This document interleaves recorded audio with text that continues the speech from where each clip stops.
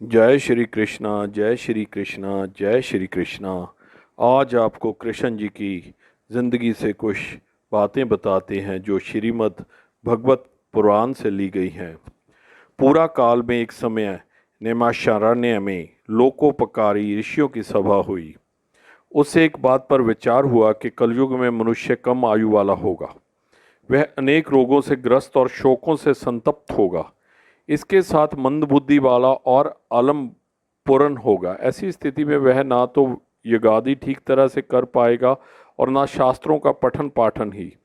फिर उसका कल्याण कैसे होगा? बहुत विचार विमर्श के बाद वह अनुभव किया गया कि श्री कृष्ण की लीलाओं का गान करने से ही मनुष्य का उद्धार हो सकेगा। इसलिए उपस्थित समुदाय ने सूत जी से अनुरोध किया कि वे भागवत श्री कृष्ण के चरित्र का कीर्तन करें। सूत जी ने ऋषियों का अनुरोध स्वीकार कर लिया।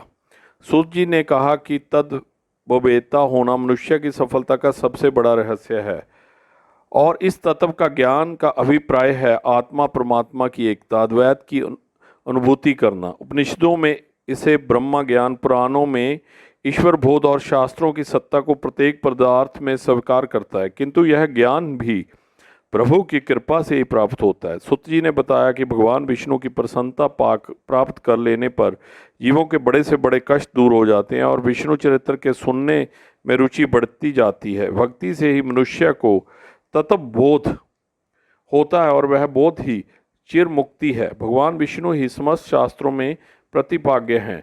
वे ही चराचर रूप, देव, पशु, पक्षी और मनुष्य के रूप में अपनी योग माया से अवतार ग्रहण करते हैं। भगवान विष्णु के 24 अवतारों का विवरण देते हुए सूत जी ने बताया कि भगवान विष्णु ने सृष्टि की इच्छा से पहले महत्व और अहंकार से उत्पन्न हुए 16 कलाओं से युक्त पुरुष रूप ग्रहण किया। फिर वे सृष्टि रचना पर विचार करने के लिए सागर में योग निद्रा में लीन हो गए। उनके नाभि कुंड में प्रजापति ब्रह्मा उत्पन्न हुए। फिर भगवान विष्णु ने अपनी विभिन्न अंगों से बहुत विश्व की रचना की। भगवान विष्णु के 24 अवतार इस प्रकार हैं।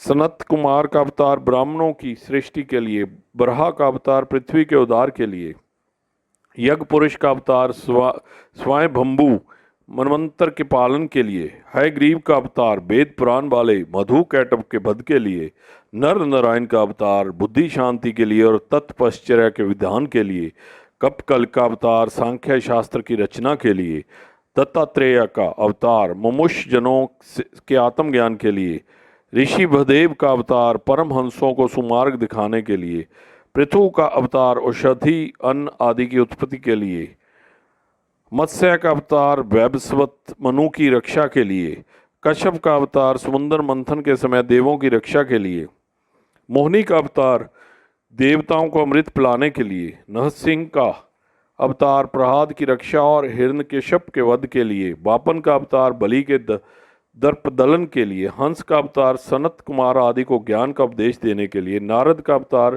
कर्म बंधन से मुक्ति दिलाने वाले 5 रात्र शास्त्र की रचना के लिए, हर का अवतार गजराज को ग्रह के फंदे से छुड़ाने के लिए, परशुराम का अवतार ब्राह्मण द्रोही ऋषियों के विनाश के लिए, राम का अवतार राक्षसों के विनाश के लिए, वेद व्यास का अवतार पुराणों की रचना के लिए, श्री कृष्ण का अवतार पृथ्वी का भार हल्का करने के लिए, बुद्ध देव का अवतार हिंसा के विरोध के लिए, कल्क का अवतार धर्म की पुनः स्थापना के लिए। जिस तरह हमेशा स्त्रोतबान सरोवर से असंख्य नदियां निकलती हैं, उसी प्रकार विष्णु के अवतार होते हैं। जब जब धर्म का नाम मिटने का भय होता है तब तब भगवान विष्णु अवतार लेते हैं। भगवान विष्णु की लीला अनंत है। तत्व ज्ञान के बिना व्यक्ति उस लीला को नहीं समझ सकता। भक्त प्रभु की ही कृपा से तत्व ज्ञान प्राप्त करता है और भगवान का रहस्य जानकर भक्ति को प्राप्त होता है। शौनक जी की सूची से श्रीमद् भागवत के विषय में कुछ प्रश्न किए। श्रीमद् भागवत की रचना किस युग में और किस प्रयोजन से हुई? राजा परीक्षित ने श्रीमद् भागवत सुनकर राज्य लक्ष्मी का त्याग किस लिए किया? श्री शुक्र देवों का परीक्षित से मिलाप किस प्रकार हुआ और उन्होंने कैसे यह कथा कही?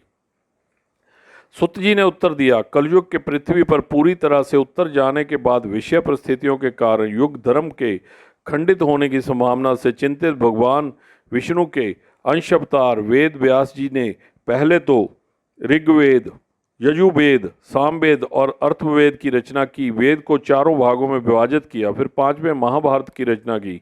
वे एक दिन खिन्नमन्ना होकर सरस्वती के किनारे बैठे थे कि वहां नारद जी आए। नारद जी ने उन्हें बताया कि उनका मन इसलिए प्रसन्न नहीं है कि उन्होंने भगवान के निर्मल चरित्र को गाया नहीं। नारद जी ने कहा कि विष्णु की भक्ति और महिमा सिहीन काव्य निरर्थक है, अत आप विष्णु जी को आधार बनाकर रचना कीजिए, आपको निश्चित रूप से आनंद की प्राप्ति होगी।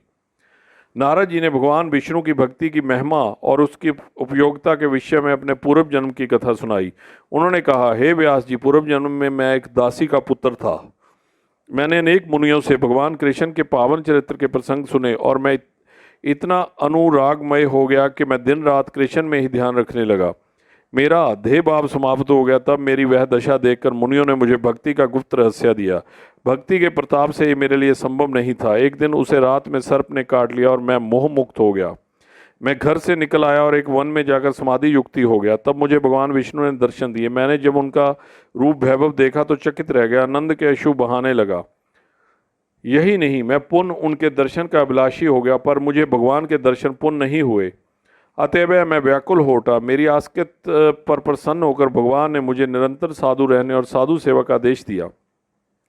साथ ही अगले जन्म में सिद्ध योगी होने का वरदान भी दिया। एक दिन बिजली गिरने से मेरा भौतिक शरीर नष्ट हो गया और मैं भगवान की कृपा से उनके सांस के साथ ही उनके अंदर चला गया।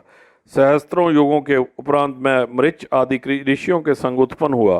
भगवान विष्णु की कृपा से ही मुझे अखंड ब्रह्मचारी रहने का वरदान मिला और स्वच्छंद विचरण करने का अधिकार भी ब्रह्मा जी ने मुझे वीणा दी और निरंतर ही गुणगान का अवसर दिया तथा लोकहित का आदेश भी दिया। उन्हीं के आदेश से प्रेरित होकर मैंने आपसे अपनी तथा लोक कल्याण के लिए भक्ति पूर्वक ग्रंथ लिखने का निवेदन किया है।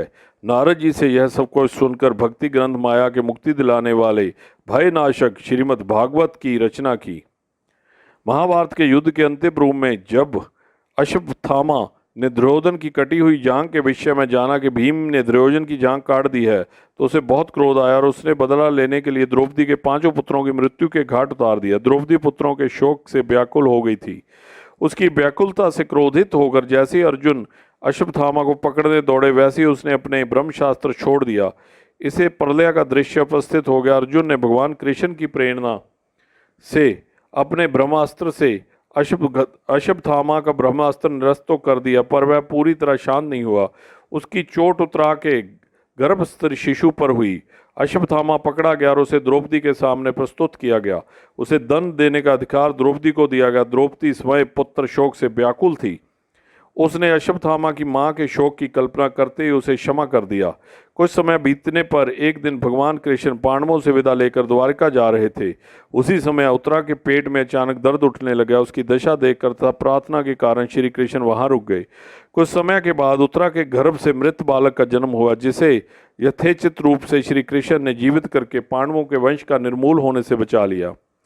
इस बालक के विषय में ब्राह्मणों ने भविष्यवाणी की कि यह उदात गुणों वाला, शालीन, क्षमाशील, सत्यभाषी और कलयुग को पकड़ने वाला होगा। इसके साथ यह भी कि वह बालक ऋषि श्रृंगी के शाप से युक्त होकर काल मृत्यु को प्राप्त करेगा तथा शुक देव जी से आत्मज्ञान प्राप्त कर मुक्त होने वाला होगा। इसका नाम परीक्षित भी इसलिए पड़ा कि गर्भ में ही श्री कृष्ण का ध्यान रखने वाला तथा उनकी परीक्षा लेने वाला था, अर्थात उसके जन्म का प्रेषण भी कृष्ण की शक्ति की परीक्षा ही थी।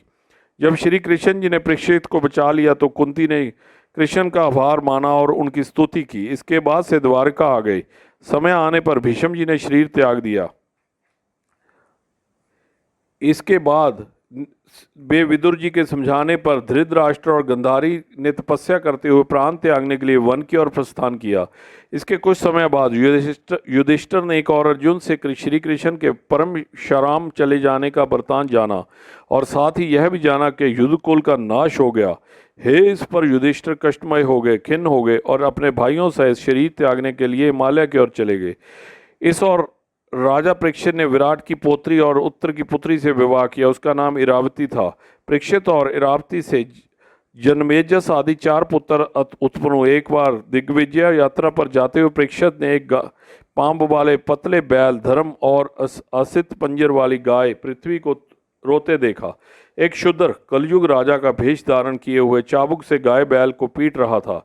वह पैरों से भी उन्हें प्रताड़ित कर रहा था। परीक्षित से वह न्याय नहीं देखा गया। उन्होंने बलपूर्वक राजा वेशधारी कलयुग को रोका और इस तरह न्याय करने का कारण पूछा। उसके पूछने पर राजा ने गाय और बैल से भी इस बात का कारण पूछा। तब बैल धर्म ने अपना और गाय का आग पृथ्वी का परिचय दिया और कहा कि हमारी दुर्दशा का कारण कलयुग का आगमन है। जब राजा परीक्षित ने धर्म रूप बैल और पृथ्वी रूप गाय की यह दुर्दशा सुनी और देखी तो उन्होंने अधर्म का मूल नाश करने और आताताई कलयुग के विनाश की प्रतिज्ञा की। राजा की प्रतिज्ञा सुनते ही वह राजा वेशधारी कलयुग शुद्र शरणागत होकर राजा परीक्षित के चरणों में गिर पड़ा और शरण की भीख मांगने लगा। राजा परीक्षित शरणगत पालक थे, अतः उन्होंने उसे अभयदान दे दिया। इसके बाद उसने राजा परीक्षित को अपना वास्तविक परिचय दिया, किंतु राजा वचनबद्ध हो चुके थे, अतः उन्होंने कलयुग को अपने राज से चले जाने की आज्ञा दी। कलयुग भयभीत तो था किंतु चतुर था, अतः उसने कहा कि यहाँ भी मैं रहूंगा, सदा सशस्त्र आपको ही अपने नेत्रों के सामने रखूंगा, अर्थात डरकर कुछ भी अनुचित नहीं करूंगा, अतः आप मुझे देश निकाला न दे। राजा परीक्षित ने उसको 4 स्थानों मघ, धुत, भय, विचार और हत्या में रहने का निर्देश दिया।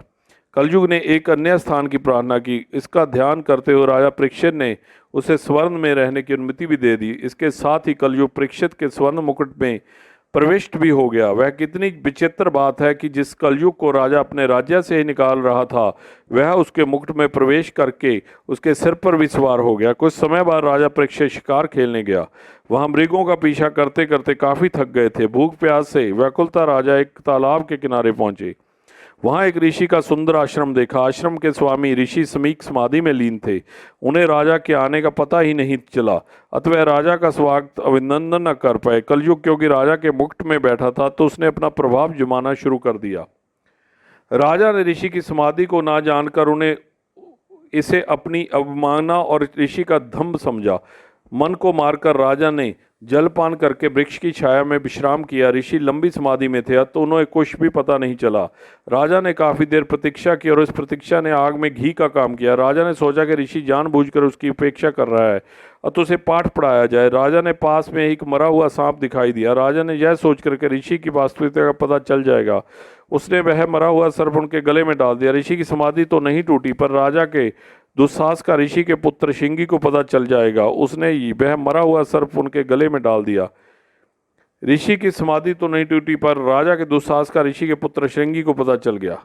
तब उस युवा तपस्वी ने कौशिक नदी के आगमन करके हाथ में जल लेकर राजा को शाप दिया कि जिस राजा ने मेरे पूज्य पिता के गले में मरा हुआ सांप डालकर उनका अपमान किया है, आज से ठीक 7वें दिन सर्पराज तक्षक उस राजा को मृत्यु मुख में डाल दिया। वह युवा तपस्वी आश्रम में लौटा और पिता के गले में पड़ा मरा हुआ सर्प देखकर रोने लगा। उसका क्रोधन इतना तीव्र था कि उसने ऋषि की समाधि भंग हो गई। इसके बाद उन्होंने मरा हुआ सांप गले से निकालकर नीचे फेंका और बालक से रोने का कारण पूछा। ऋषि ने सारी बात जानकर कि राजा के छोटे से अपराध के लिए उनके बालक ने इतना कठोर दंड दिया, अत्यंत दुख का अनुभव किया। वे चिंतित हो उठे। उन्होंने अपने पुत्र को बुरा भला कहा, क्योंकि उनके विचार से राजा परीक्षित धार्मिक वृत्ति के न्यायप्रिय राजा थे। ऐसे दंडाचारी शासक के भाव में पृथ्वी पर अराजकता फैल जाती है। उन्होंने कहा कि राजा के दंड धारण न करने पर ही तप, यज्ञ, समाधि आदि अनुष्ठानों का आयोजन निर्विघ्न रूप में होता रहता है। अत राजा को शाप देकर ऋषि पुत्र ने धर्म की हत्या की है। शीलवान राजा तो स्वर्था वैद्या होता है, उसके प्रति क्रोध नहीं करना चाहिए। घर लौटकर राजा परीक्षित को अपने किए पर बहुत पश्चाताप हुआ। वे अब कर ही क्या सकते थे। उन्होंने ऋषि पुत्र द्वारा दिए गए शाप का भी ज्ञान हुआ और उन्होंने इस शाप को सिर माथे स्वीकार किया। उतने समय के लिए उन्होंने संसार त्याग दिया और विरक्त होकर उदासीन हो गए। अन्न जल आदि छोड़कर गंगा के किनारे मृत्यु के समय की प्रतीक्षा करने लगे। जब चारों दिशाओं के ऋषियों वशिष्ठ, अत्रि, चैवन, भृगु आदि को राज्यश्री त्याग कर विरक्त हुए और मृत्यु की प्रतीक्षा करने हुए राजा परीक्षित के विषय में पता चला, तो सब नारद, वेद व्यास, अगस्त आदि के साथ वहां उपस्थित हुए। राजा ने सभी ऋषियों का आदर सत्कार किया और उनसे भगवान विष्णु के चरणों में अन्याय भक्ति का वरदान मांगा। ऋषियों ने राजा के ने अत्यंत भक्ति और आदर के साथ शुक्र देव जी का सत्कार पूजन किया। उनके आगमन को राजा ने अपने लिए वरदान माना। राजा परीक्षित ने शुक्र देव जी ने अत्यंत विनम्र शब्दों में अपनी करुणा गाथा कही और अपने कल्याण का मार्ग सुझाने का अनुरोध किया। परीक्षित ने शुक्रदेव जी से 2 प्रश्न किए। जीव के लिए स्वर्धा करनी है, करने योग्य क्या है? थोड़े समय में मरने वाले व्यक्ति का कर्तव्य क्या है? शुक्रदेव जी राजा के प्रश्नों का उत्तर देने के लिए वहां रुक गए और उन्होंने उनकी शंकाओं को विधिवत समाधान किया। जय श्री कृष्णा, जय श्री कृष्णा, जय श्री कृष्णा।